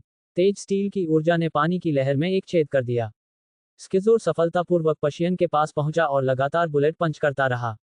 कठोर प्रहार ने फारसी के कोमल शरीर पर प्रहार किया और फारसी की आंखें तुरंत बाहर निकल आईं। आखिरी दाहिने हाथ के जोरदार प्रहार ने फारसी को दूर फेंक दिया। टकराना। फारसी पक्षी जमीन पर गिरा लेकिन पूरी तरह से नहीं गिरा। वह बड़ी मुश्किल से उठा। जल्दी हमला करो। गैरी ने प्रतिद्वंद्वी को सांस लेने का मौका भी नहीं दिया और निर्दयतापूर्वक पीछा करने का आदेश जारी कर दिया।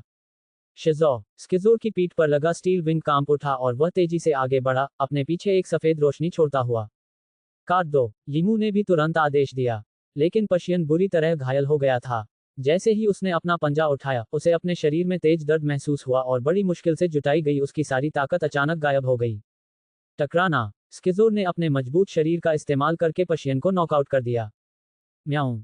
फारसी चीखते हुए जमीन पर गिर पड़ा और पूरी तरह से बेहोश हो गया। फारसी ने अपनी लड़ने की क्षमता खो दी है, सिज़ोर जीत गया। लीमू के शिष्य ने भी यही राय दी। पशियन, आपकी मेहनत के लिए धन्यवाद। लीमू ने पशियन को वापस लिया और गैरी और सिज़ोर की ओर दोबारा देखा। जाहिर है, गैरी और सिज़ोर लीमू की उम्मीद से कहीं ज्यादा शक्तिशाली थे। टॉरस, अब तुम्हारी बारी है। लीमू ने इस बार छोड़े जाने वाले पोकेमोन का नाम पुकारा और पूरी ताकत से पोके बॉल फेंकी। महान। टकराना। 3 पूंछों वाला एक बैल प्रकट हुआ। ये युद्ध के देवता टॉरस की पहली पीढ़ी थी। बैककोट बैककोट बैककोट। LV33 टू रोज जिम। बैककोट बैककोट बैककोट। गैरी हैरान रह गया, उसे उम्मीद नहीं थी कि लीमू के पास टॉरस होगा। टॉरस वास्तव में एक नॉर्मल टाइप पोकेमोन है, लेकिन इसकी उपस्टेटस ग्राउंड टाइप पोकेमोन से भी मिलती जुलती है, जो भ्रम पैदा कर सकती है। झा। स्किज़ोर ने टॉरस को देखा और उसकी शक्ति से भयभीत होकर अनजाने में एक कदम पीछे हट गया। धमकाने की क्षमता। स्किज़ोर की प्रतिक्रिया देखकर गैरी ने अनुमान लगाया कि यह टॉरस की धमकाने की क्षमता थी। हालांकि स्किज़ोर की शारीरिक आक्रमण क्षमता कमजोर हो गई थी, लेकिन गैरी का स्किज़ोर को बदलने का कोई इरादा नहीं था। शारीरिक आक्रमण क्षमता के मामले में स्किज़ोर टॉरस से कहीं अधिक शक्तिशाली है। Horn attack. लीमू ने हमले की पहल की। मुंह। टॉरस एक बैल की तरह दौड़ा और सीधे स्किज़ोर की ओर बढ़ा। स्किज़ोर के चमकीले लाल कवच ने टॉरस को तुरंत उत्तेजित कर दिया। स्किज़ोर थोड़ा असमंजस में था। ये पहली बार था जब वह टॉरस से लड़ रहा था और उसे उम्मीद नहीं थी कि प्रतिद्वंद्वी इतना लापरवाह होगा, बिना रुके सीधे उस पर हमला कर देगा। गैरी के कुछ कहे बिना ही स्किज़ोर हल्के से एक तरफ कूद गया और टॉरस के हमले से बच गया। टॉरस अचानक रुका, 1 मीटर से अधिक आगे बढ़ा और फिर तुरंत मुड़कर गिरते हुए स्किज़ोर की ओर दौड़ पड़ा। ये देखा जा सकता है कि टॉरस का सामान्य ट्रेनिंग रुकना और हमला करना है, जिससे वह इतनी जल्दी अपनी दिशा बदल पाता है। धातु का पंजा। गैरी जानता था कि टॉरस का हमला एक ही बार में होता है, और बुलेट पंच से वह निश्चित रूप से हार जाएगा, इसलिए वह केवल अपने सबसे शक्तिशाली हमले से ही लड़ सकता था। झा। स्किज़ोर के विशालकाय पंजे चांदी की रोशनी से चमक रहे थे, मानो वह टॉरस के आने का इंतजार कर रहा हो, और फिर उसने दोनों पंजों से हमला किया, सीधे टॉरस के सींगों को जकड़ लिया, और उस विशाल बल ने टॉरस के हमले को रोक दिया। क्या तुमने सचमुच गुरु के टोरोस को रोक दिया? लीमू का शिष्य अविश्वास से देखता रहा। मुंह। हालांकि टॉरस ने अपना सिर ऊपर की ओर झुकाया और आसानी से स्किज़ोर के शरीर को उठा लिया। झा। स्किज़ोर भी हैरान रह गया। अपने विकास के बाद से इसका वजन हल्का नहीं है, बल्कि 118 किलोग्राम है, जो 230 पाउंड से अधिक है, और इसे आसानी से उठा लिया गया। टॉरस की तीनों पूंछें लगातार उसके नितंबों पर कोड़े मार रही थीं, जिससे उसे दर्द हो रहा था और उसकी ताकत बढ़ती जा रही थी। उसका सिर लगातार हिल रहा था और उसके जोरदार झटके के कारण सिज़ोर टॉरस के सींगों को पकड़ नहीं पा रहा था, और वह सीधे उछलकर जमीन पर गिर पड़ा। टकराना। स्किज़ोर का शरीर बहुत भारी था। वस्तु जितनी भारी होती, जमीन पर गिरने पर उसे उतना ही ज्यादा नुकसान होता। ठीक इसी तरह स्किज़ोर को बहुत चोट लगी। मुंह। टॉरस का इरादा स्किज़ोर को जाने देने का बिल्कुल नहीं था और वह तेजी से स्किज़ोर की ओर दौड़ा। स्किज़ोर गंभीर रूप से घायल हो गया था और कुछ समय तक हिल डुल नहीं पा रहा था। डबल टीम का इस्तेमाल करने पर भी कोई फायदा नहीं था क्योंकि वह हिल नहीं सकता था। स्किज़ोर, लीर का प्रयोग करो, गैरी ने तुरंत आदेश दिया। स्किज़ोर ने टॉरस को गुस्से से घूरा। धत्तेरे की टकराना। टॉरस ने स्किज़ोर को मैदान से बाहर कर दिया और वह सीधे गिर पड़ा। टॉरस अपनी लड़ने की क्षमता खो देता है, स्किज़ोर जीत जाता है। यीमू के शिष्य ने तुरंत घोषणा की, आपकी मेहनत के लिए धन्यवाद, मैं आपको निराश नहीं करूंगा। गैरी ने स्किज़ोर को वापस ले लिया और उसे दिलासा दिया। ब्लास्टोइस, अब मैं इसे तुम्हारे भरोसे छोड़ रहा हूं, स्किज़ोर को निराश मत करना। गैरी ने पोके बॉल फेंकी। महान कामी। ब्लास्टोइस प्रकट हुआ और उसने टॉरस को घूर कर देखा। ब्लास्टोइस जानता था कि उसके प्रकट होने का मतलब है कि स्किज़ोर हार गया है। टॉरस, रेजिंग बुल का इस्तेमाल करो, यीमू ने आदेश दिया। Move, snap, snap, snap. Taurus सीधे उसकी ओर दौड़ा और अपनी तीनों पूंछों से उसे बेतहाशा हिलाने लगा। उसके शरीर से निकलने वाली लाल आभा टॉरस के चारों ओर मंडराती रही। शांत हो जाओ टॉरस, हाइड्रो पंप का इस्तेमाल करो, गैरी ने शांत भाव से आदेश दिया। कामी। ब्लास्टोइस ने अपनी तोप की नली टॉरस की ओर तानी और 2 हाइड्रो पंप दागे। टॉरस का बचने का कोई इरादा नहीं था और उसने हाइड्रो पंप पर सीधा हमला कर दिया। टकराना। टॉरस ने अपनी ताकत का गलत अनुमान लगाया। हाइड्रो पंप से टकराने के बाद वह केवल कुछ कदम आगे बढ़ा और रुक गया। इसके बाद हाइड्रो पंप ने टॉरस को पीछे धकेल दिया। हालांकि टॉरस फायर टाइप पोकेमोन नहीं है, फिर भी लड़ाई के दौरान उसे एक निश्चित मात्रा में क्रोध की आवश्यकता होती है। क्रोध जितना अधिक होगा, लड़ने की शक्ति उतनी ही अधिक होगी। अब जब उस पर ठंडा पानी डाला गया है, तो वह थोड़ा निराश महसूस कर रहा है। रेन नृत्य। गैरी के आदेश पर ब्लास्टोइस ने तुरंत रेन डांस का इस्तेमाल शुरू कर दिया। मैदान का आसमान काले बादलों से ढक गया और हल्की हल्की रेन होने लगी। इसी क्षण टॉरस भी खड़ा हो गया, उसने अपना सिर हिलाया और गुस्से से ब्लास्टोइस को घूरने लगा। अगर बिजली काफी न हो तो गीगा इम्पैक्ट का इस्तेमाल करो, यीमू ने जोर से चिल्लाया। यीमू लापरवाह नहीं है, बल्कि उसका टॉरस एक लापरवाह पोकेमोन है जिसने लंबी दूरी के हमले की चालों में महारत हासिल नहीं की है। अगर आप इसे स्वीकार नहीं करते हैं, तो बस लड़िए, जीवन और मृत्यु की परवाह मत कीजिए। मुंह। टॉरस ने जबरदस्त स्पीड से हमला किया और ब्लास्टोइस की ओर दौड़ा। हमले के दौरान वह ऊर्जा के एक चक्रवात से घिर गया। उस भयानक आभा ने ब्लास्टोइस को घेर लिया और तेजी से उसकी ओर बढ़ गई। वाटर पल्स का इस्तेमाल करो, गैरी ने आदेश दिया। कामी। ब्लास्टोइस को समझ नहीं आया कि गैरी ने उसे हाइड्रो पंप का इस्तेमाल क्यों नहीं करने दिया, लेकिन फिर भी उसने गैरी के निर्देशों का पालन किया और वाटर पल्स को संघनित करके उसे फायर कर दिया। टकराना। जल तरंग का प्रहार हुआ, लेकिन इससे टॉरस का आक्रमण नहीं रुका। टॉरस जल की धुंध से बाहर निकला और तेजी से ब्लास्टोइस की ओर बढ़ा। रक्षा करना। ब्लास्टोइस के सामने एक हरित ऊर्जा अवरोध प्रकट हुआ। टकराना। ऊर्जा अवरोध अविनाशी था और उसने टॉरस के गीगा इम्पैक्ट को आसानी से रोक दिया। गीगा इम्पैक्ट को अवरुद्ध देखकर गैरी ने चुटकी बजाई और आदेश दिया, चेकमेट, हाइड्रो पंप का इस्तेमाल करो। ब्लास्टोइस के हाइड्रो पंप ने पहले ही कोण समायोजित कर लिया था और उसने बैरल से हाइड्रो पंप दागा, जिससे टॉरस प्रतिक्रिया करने से पहले ही दूर जा गिरा और वह सीधे मैदान के अंत तक दौड़ा, दीवार से टकराने के बाद रुक गया। मैदान पर हल्की बूंदाबांदी हो रही थी और टॉरस बेहोश हो गया था। बरसात के दिनों और बेहतरीन मिस्टिक वाटर के बोनस के साथ इस हाइड्रो पंप की शक्ति 275 तक पहुंच गई थी, जो कि कौशल विस्फोट की सामान्य शक्ति से कहीं अधिक थी। ये पहले से ही बहुत अच्छी बात थी कि टॉरस ब्लास्टोइस के 3 हमलों का सामना कर सका। टॉरस ने लड़ने की क्षमता खो दी, ब्लास्टोइस जीत गया। जिम लीडर यीमू के सभी पोकेमोन हार गए और विजेता चैलेंजर गैरी है। यीमू के शिष्य ने भी एक फैसला सुनाया। आखिरकार यह एक जिम था, इसलिए स्वाभाविक रूप से ऐसे चैलेंजर होंगे जो यीमू को हरा सकते थे, इसमें आश्चर्य की कोई बात नहीं है। बधाई हो, ये प्योर वाइट बैज है, जो स्टोन ब्रिज जिम को हराने का प्रमाण है। लड़ाई के बाद यीमू गैरी के सामने गया और अपना जिम बैज गैरी को सौंप दिया। धन्यवाद। गैरी ने बैज ले लिया। डिंग। मिशन पूरा हुआ, पुरस्कार अंतरिक्ष बैकपैक में वितरित कर दिए गए हैं। गैरी ने बैजों को देखा और पाया कि कांटो क्षेत्र में बैजों का नाम बैज के रंग के नाम पर रखा गया है। प्यूटर जिम ही बोल्डर बैज है। सेरुलियन जिम कैस्केड बैज है। वर्मिलियन जिम थंडर बैज है। विस्मयादिबोधक चिन्ह। केवल सेलाडॉन जिम ही रेनबो बैज वाला जिम है, लेकिन इसका नाम भी इसी रंग के नाम पर रखा गया है। जिम में हुई लड़ाई के बाद गैरी और सबरीना अपना सामान पैक करने के लिए पोकेमोन सेंटर लौट आए और अगले दिन स्टोन ब्रिज टाउन छोड़ने की योजना बनाई। गैरी ने स्किज़ोर और ब्लास्टोइस को नस जॉय को सौंप दिया और अपने पोकेमोन को प्रदर्शन ट्रेनिंग के लिए छोड़ने के लिए सार्वजनिक ट्रेनिंग मैदान में चला गया। ट्रेनिंग से पहले गैरी ने एक सेगुटर और गोलबाट को बुलाया। एक्सेक्यूटर गोलबैट। ये देखकर कि गैरी ने उन्हें अपने पास रखा है, एक्सेक्यूटर और गोलबार्ट ने सोचा कि गैरी उनकी ट्रेनिंग पद्धति को बदलने वाला है। तुम उस स्तर तक पहुंच गए हो, इसलिए मैं तुम्हें अपग्रेड करूंगा, गैरी ने एक्सेक्यूटर और गोलबार्ट पर हाथ रखते हुए कहा। 5 निम्न स्तरीय रेयर कैंडी का सेवन किया और उनके स्तर को 30 तक बढ़ा दिया। एक्सेक्यूटर गोलबैट। दोनों पोकेमोन आश्चर्यचकित थे, उन्हें महसूस हुआ कि उनका स्तर बढ़ गया है और उनमें नई क्षमताएं जागृत हो गई हैं। ये देखकर गैरी ने भी उनके एट्रीब्यूट में हुए बदलावों की जांच की।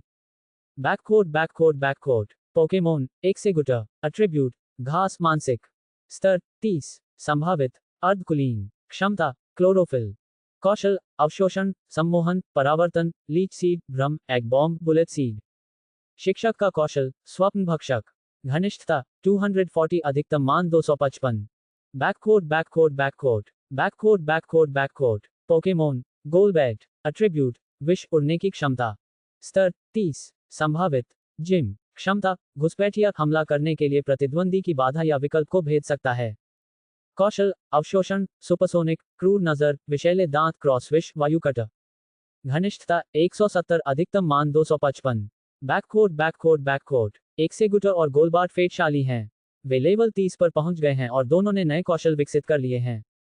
एक्सेक्यूटर ने बुलेट सीड को जागृत कर लिया है, जो एक्सेक्यूटर के कुछ ही grass type physical attack skills में से एक है। इसके अलावा एक्सेक्यूटर के पास 3 दिमाग हैं, इसलिए इस स्किल का उपयोग करना अधिक लाभदायक है। गोलबार्ट ने एयर कटक क्षमता को जागृत कर लिया है। हालांकि इसकी शक्ति बहुत अधिक नहीं है, लेकिन अंततः इसने एक फ्लाइंग टाइप कौशल को जागृत कर लिया है, जिससे गोलबार्ट को एक अतिरिक्त प्रकार का आक्रमण कौशल मिल गया है, जो आक्रमण में मौजूद कमियों की भरपाई करता है। गैरी ने एक्सेक्यूटर को मेगा किक सिखाने की भी कोशिश की। डिंग सीखने में असफल, ये पोकेमोन मेगा किक में महारत हासिल नहीं कर सकता।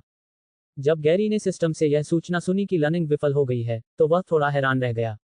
अगर आपके पास पैर हैं तो क्या मेगा किक नहीं सीखी जा सकती? एक्सेक्यूटर के पैर हैं, तो यह चलना क्यों नहीं सीख सकता? ठीक है, तुम लोग परफॉर्मेंस ट्रेनिंग के लिए जाओ। गैरी को ज्यादा परवाह नहीं थी और उसने माचो ब्रैस को एक्सेक्यूटर और गोलबार्ट की तरफ फेंक दिया। दोनों पोकेमोन ने इसे तुरंत पहन लिया और आज का प्रदर्शन ट्रेनिंग शुरू कर दिया। और गैरी भी निष्क्रिय नहीं था। वह अलाकाज़म के पास आया, जो कंफ्यूजन का ट्रेनिंग ले रहा था। उसने अलाकाज़म को छुआ और उसे मेगा किक सिखाई। इस बार सिस्टम ने विफलता का संकेत नहीं दिया। बैककोड पोकेमोन अलाकाज़म एट्रीब्यूट मानसिक क्षमता स्तर 23 संभावित अर्धकुलीन क्षमता आंतरिक एकाग्रता प्रशिक्षित आत्मा से युक्त और प्रतिद्वंद्वी के हमलों से विचलित नहीं होता, साथ ही धमकियों से भी अविचलित रहता है। कौशल टेलीपोर्ट भ्रम साइबीम परावर्तन चमत्कारिक आंख अक्षम करना। प्रोफेसर की क्षमताएं स्वप्न भक्षक मेगा किक घनिष्ठता 200 अधिकतम मान 255। बैककोड अलाकाज़म मेगा किक में महारत हासिल कर लेता है, लेकिन इस कौशल में उसकी महारत से इसमें कोई खास सुधार नहीं होता। अलाकाज़म की शारीरिक आक्रमण क्षमता केवल 50 है, जो तीनों स्टार्टर पोकेमोन के मध्य विकास रूप के समान है। इसका उपयोग कुछ कमजोर पोकेमोन के खिलाफ किया जा सकता है, लेकिन अत्यधिक शक्तिशाली पोकेमोन के खिलाफ ये बेकार है। मेगा किक केवल उच्च शारीरिक आक्रमण क्षमता वाली प्रजातियों और भारी वजन वाले पोकेमोन के लिए ही उपयुक्त है। हालांकि मेगा किक एक ऐसी क्षमता है जो सिस्टम द्वारा प्रदान की जाती है। चूंकि अलाकाज़म इसे सीख सकता है, इसलिए इसे सीख लें। अधिक क्षमताएं होना हमेशा अच्छा होता है। इसके अलावा पोकेमोन को क्षमताएं सिखाने से घनिष्ठता भी बढ़ती है। घनिष्ठता का प्रभाव केवल पोकेमोन को ट्रेनिंग के प्रति अधिक आज्ञाकारी बनाना है, लेकिन गैरी जानता है कि घनिष्ठता जितनी अधिक होगी, पोकेमोन युद्ध में अपनी सीमाओं को उतना ही अधिक तोड़ सकते हैं और अप्रत्याशित युद्ध शक्ति का प्रदर्शन कर सकते हैं। यह अफसोस की बात है कि अलाकाज़म ड्रीम ईटर सीख सकता है, लेकिन हिप्नोसिस नहीं। जब तक विरोधी जानबूझकर अपने पोकेमोन को रेस्ट का इस्तेमाल करने की अनुमति नहीं देता, तब तक ड्रीम ईटर का इस्तेमाल नहीं किया जा सकता। ऐसा लगता है कि सम्मोहन की कला सिखाई नहीं जा सकती, और अलाकाज़म के पास भी यह उसकी जातीय क्षमताओं में से एक है। यह इस बात पर निर्भर करता है कि अलाकाज़म भविष्य में सम्मोहन की कला को जागृत कर पाता है या नहीं। अलाकाज़म को मेगा किक सिखाने के बाद गैरी ने ग्रोलिथ को मेगा किक सिखाने की कोशिश की, लेकिन स्वाभाविक रूप से असफल रहा। ग्रोलिथ भी इस कौशल में महारत हासिल नहीं कर पाया। बेबसी में गैरी को हार माननी पड़ी और ब्लास्टोइस और सिजोर के ठीक होने का इंतजार करना पड़ा, उसके बाद ही वह उन्हें सिखा सका। नतीजा ये हुआ कि स्किज़ोर सीख नहीं सका, लेकिन ब्लास्टोइस ने उसमें महारत हासिल कर ली। विस्मयादिबोधक चिन्ह। एक दिन बाद गैरी और सबरीना स्टोन ब्रिज टाउन से निकलकर सीधे सेलाडॉन सिटी तक घोड़े पर सवार होकर चले गए। एक दिन की लंबी यात्रा के बाद वे एक पहाड़ी क्षेत्र में पहुंचे। यहाँ हरे भरे पौधे बहुत कम थे, केवल पहाड़ और चट्टानें ही थीं। ऐश के प्राइमेप को यहीं पकड़ा गया था। गैरी को यहाँ का वातावरण याद आया। ऐश सेलेडॉन शहर जाते समय इसी इलाके में प्राइमेप से मिला। प्राइमेप की लड़ने की प्रतिभा वाकई अद्भुत थी और उसने ऐश को भी एक फाइटिंग प्रतियोगिता जीतने में भी मदद की। अंत में ऐश ने देखा कि प्राइमेप को लड़ना बहुत पसंद है, इसलिए उसने प्राइमेप को एंथनी को सौंप दिया और कहा कि वे भविष्य में मिलेंगे। इसके बाद फिनाले आया। पिज़्जियोट वापस आ गया, लेकिन प्राइमेप नहीं आया। असल बात यह है कि उस प्राइमेप की क्षमता कम नहीं है। गैरी का अनुमान था कि उसमें कम से कम एलीट स्तर की क्षमता है। इसे एक मूर्ख ने यूं ही गंवा दिया। ये प्रतिभा की बर्बादी है। लड़ाई प्रतियोगिताओं में कभी भी भाग लिया जा सकता है। प्राइमेप को किसी को देने की कोई आवश्यकता नहीं है, खासकर इसलिए क्योंकि प्राइमेप आगे चलकर एनहिलेप में विकसित हो सकता है। चूंकि ऐश को इस प्राइमेप को छोड़ना तय है, इसलिए गैरी के लिए बेहतर होगा कि वह खुद इस प्राइमेप को पकड़ ले। गैरी के पास फिलहाल कोई फाइटिंग पोकेमोन नहीं है।